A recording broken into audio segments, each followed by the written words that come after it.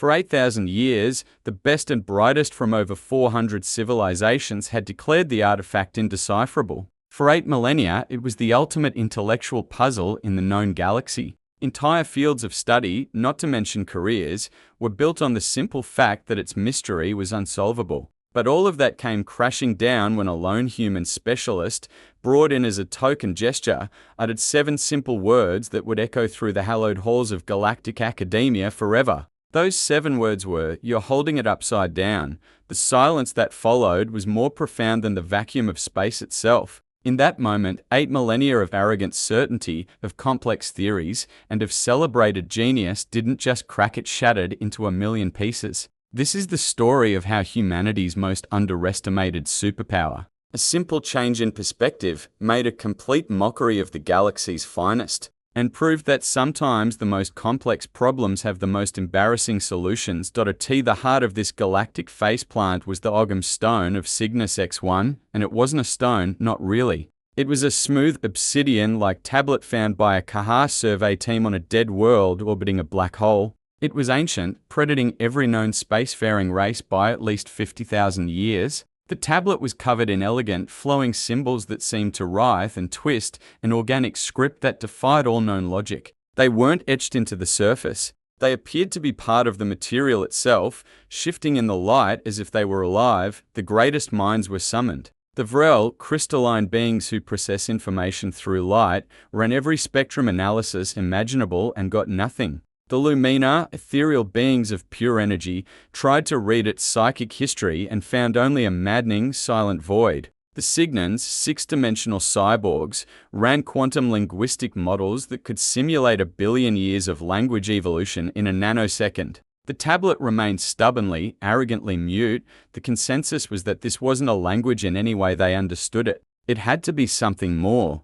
A philosophical weapon, maybe? A message from a higher plane of existence their minds were too primitive to grasp. Leading this charge was High Historian Fralventix of the Kahar. Fralventix was the very picture of academic prestige. His species was known for rigid, methodical logic and a complete lack of imagination, a trait they saw as a major strength. To the Kahar, creativity was a cognitive flaw, a bug in the software of consciousness. Fralventix had built his entire 3-century career on the Ogham Stone, publishing 17 volumes on its indecipherability. His masterwork, the Cygnus Enigma, a study in conceptual unknowability, was required reading in every university. His central thesis, the tablet, was a monument to a species so advanced, they had transcended language itself. The symbols were a final, profound statement on the futility of communication. He argued, with unimpeachable logic, that the message was that there was no message. And for this, he was celebrated as the foremost expert on the one thing nobody could understand.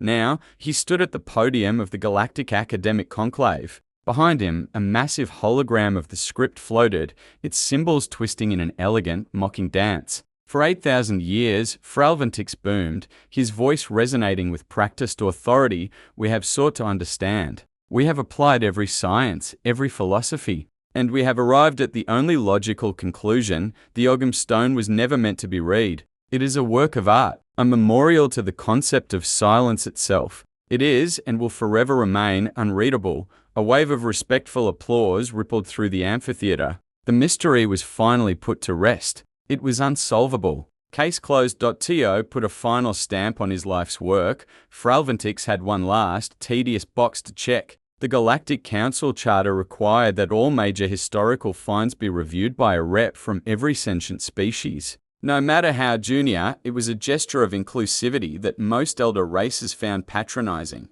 Usually, a junior diplomat just showed up, rubber-stamped the findings, and hit the snack table. The last species on the list was humanity. Dr. Arise Thorne was no diplomat. She was a paleolinguist and comparative mythologist, a field the Kahar considered one step up from reading tea leaves. She studied dead languages and old stories, the academic equivalent of collecting bottle caps. Her credentials were so nearly dismissed as a joke that she was almost sent home. But rules were rules. Arise was escorted to the archive vault by a junior Kahar assistant who didn't bother hiding his disdain. Fralventix himself met her at the entrance, radiating condescension. Dr. Thorne, he said, his translator flattening his tone into a bland monotone. Welcome. We are merely completing a formality. Your signature is required on the unreadable codex. He gestured toward the Ogham stone, floating in its containment field. Eris, a woman who'd spent her life digging through mud and dust, just stared.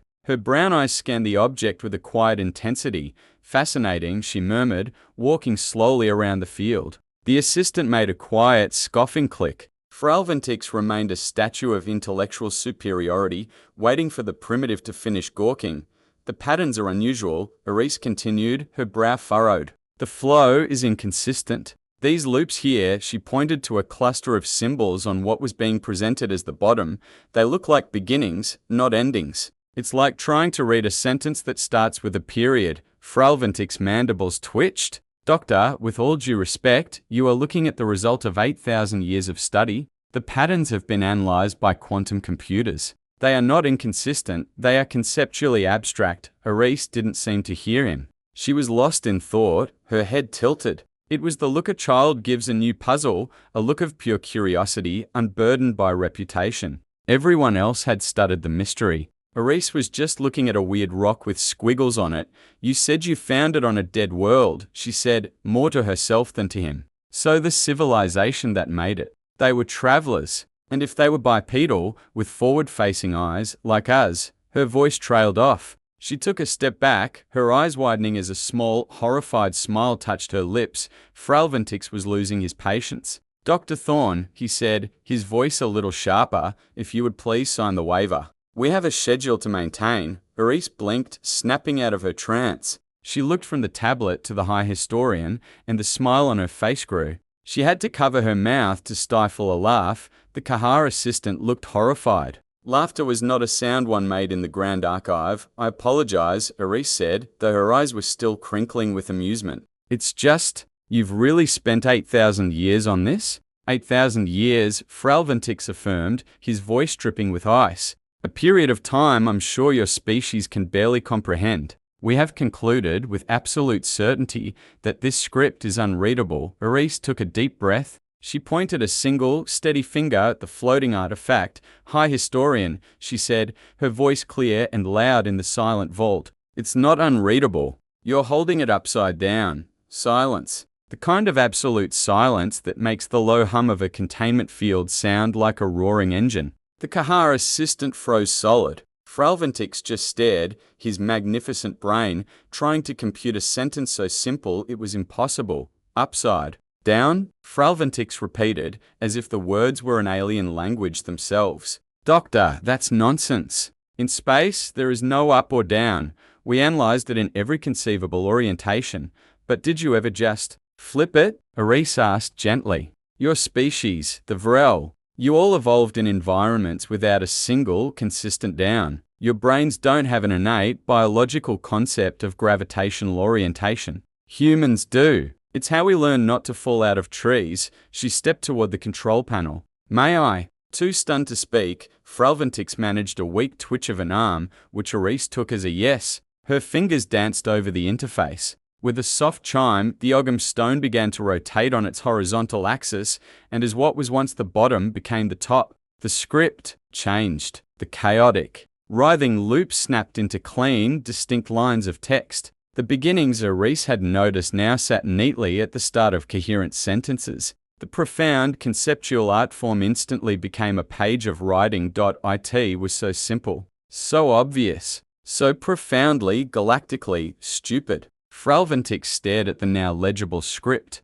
His brain finally processed the implications, and a low, choking sound emanated from his vocalizer, the Kahar equivalent of a gasp of pure horror. Eris, meanwhile, was just reading. She squinted, then leaned closer. It seems to be a Proto-Indo-European derivative, she mused. Very, very early. The grammar is a mess, but I can make it out. The junior assistant, who had been frozen in place, let out a high-pitched click and fainted, collapsing in a neat pile on the floor. Nobody noticed. What does it say? Fralventix whispered, his voice a dry rasp. Is it the final testament of the precursors? A formula for creating universes? Eris read for a moment longer, then let out a small snort. Not exactly, she said. It's a property ownership dispute. Fralventic swayed on his feet.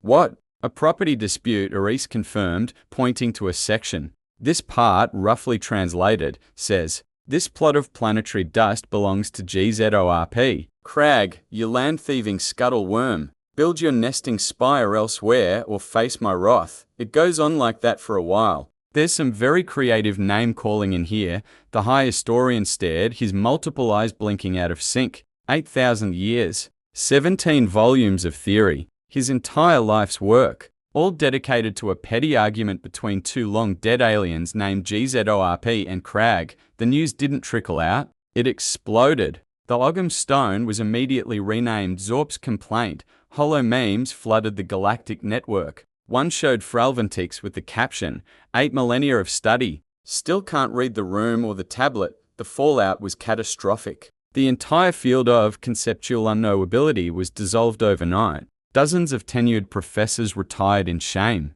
Fralventix himself was stripped of his title and quietly reassigned to cataloguing asteroids, universally considered the most boring job in the galaxy. His life's work was now the punchline to a joke told on 1,000 worlds. The story of Zorp's Complaint is a hilarious and humbling reminder that perspective is everything. And it's not just something out of science fiction. Some of our own greatest historical mysteries were cracked with a similar shift in thinking. If you enjoy stories about human ingenuity shaking up the galaxy, and want to see more tales of how our unique point of view makes us the ultimate wild card, make sure to subscribe. And let us know in the comments, what do you think is the most embarrassing academic blunder in real-world history? The Upside Down incident had a profound impact on how the galaxy saw humanity. Humans, once seen as chaotic primitives, were now viewed with a certain nervous respect. Their flaw of being bound to a single, constant gravitational perspective was re-evaluated as a unique cognitive tool. Their brains were just wired differently, capable of a kind of thinking that hyperlogical species had lost. This has real-world parallels. For centuries, the Rosetta Stone was a puzzle, until Champollion realized hieroglyphs could be both symbolic and phonetic, a shift in perspective that unlocked an entire civilization. The Antikythera theorem mechanism was thought to be an impossible anomaly until researchers reimagined how the ancient Greeks approached engineering, revealing it as a sophisticated astronomical computer. For years, the carbonized Herculaneum scrolls were unreadable, until scientists stopped trying to physically unroll them and instead used eye to digitally peer inside. Humanity's greatest contribution to the galactic stage wasn't faster than light drives. It was the simple, humble, and occasionally world-shaking ability to ask the stupid questions. To look at what the galaxy's greatest minds have declared an unsolvable, profound enigma, and have the audacity to ask, are we sure it's the right way up? The galaxy learned a valuable, if deeply humiliating, lesson. When you face an impossible mystery, don't just bring your best computers. Bring in a human. They just might turn your entire worldview on its head. Literally.